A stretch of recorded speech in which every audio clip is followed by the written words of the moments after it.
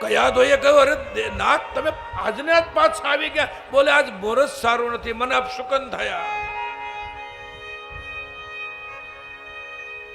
શાના અપશુકન થયા?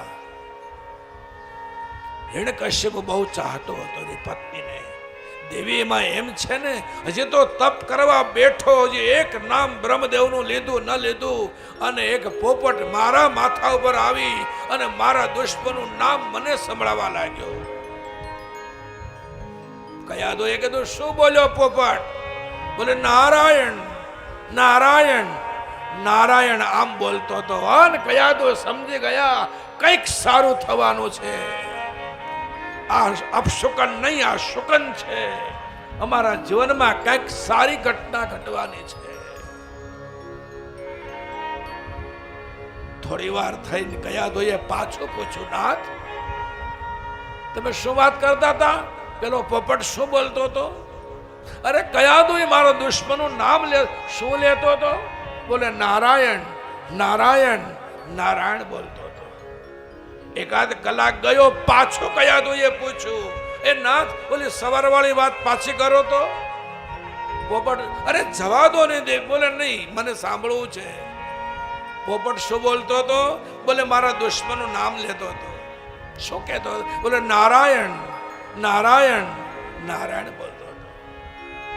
એમ કહેવાય છે એ રાત્રિએ ગર્ભાધાન થયું, પણ 24 કલાકમાં 108 વાર કયાધોએ એના પતિના મુખમાંથી નારાયણ નારાયણ શબ્દનો જાપ કરાવી દીધો. ઉદરમાં બાળક એ જ દિવસે આવ્યું. એ બીજા કોઈ નહીં, ભક્ત પ્રહલાદ હોય.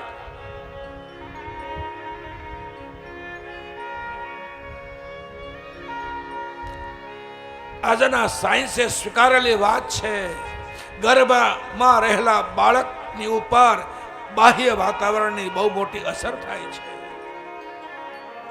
દિવ્ય બાળક જોઈતું હોય તો કે 9 મહિના સુધી તમારા વિચારોને પોઝિટિવ રાખો બહેનો.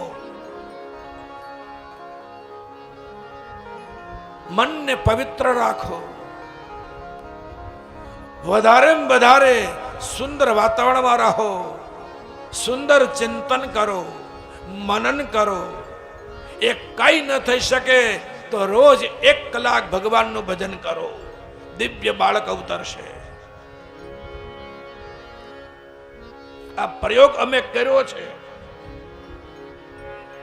ઘણા બધા લોકોને ખબર છે આ વાતની. અમારા દીકરાને ઘરે જ્યારે દીકરો આવવાનો હતો, અત્યારે તમારી સામે હાજર છે. 9 મહિના સુધી મેં બાળકને રોજ ભજન સંભળાવ્યા છે.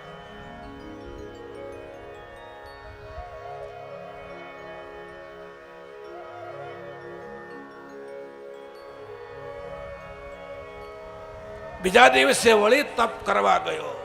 મંદરાચલની તળેટીમાં એવું પ્રકાંડ તપ કર્યું. અને એમાં કહેવાય છે કે એના શરીરની ઉપર રાફડા જામી ગયા. અન્ન જળનો ત્યાગ કરી છેલ્લે શ્વાસને પણ રોકી લીધા. હિરણ્યકશ્યપુ અસુરો તપ બહુ કરે ભાઈ, છતાંય સફળ ન થાય. શું કામ? બોલે તપનો હેતુ શુદ્ધ ન હોય. તમે શું કરો છો એની કરતા એની પાછળ તમારો હેતુ કયો છે એ પણ એટલી જ મહત્તા ધરાવે છે. કોઈ પણ કાર્ય એનો હેતુ શુદ્ધ હોવો જોઈએ.